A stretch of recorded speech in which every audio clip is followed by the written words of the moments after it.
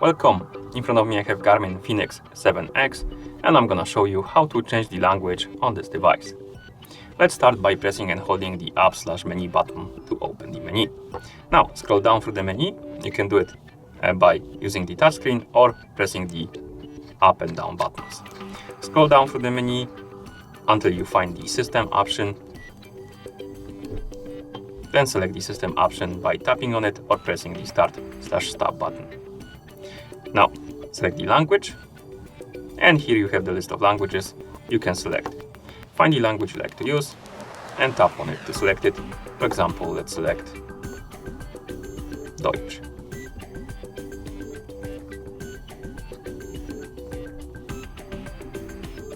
And after a couple of seconds, as you can see, the language should change.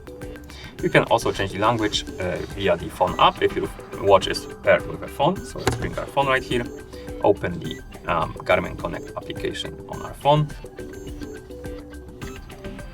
Then tap on this icon right here to open the menu.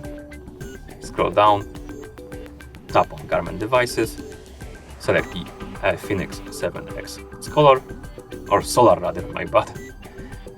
Now scroll down, tap on the System option, select language, and find the language you want to use.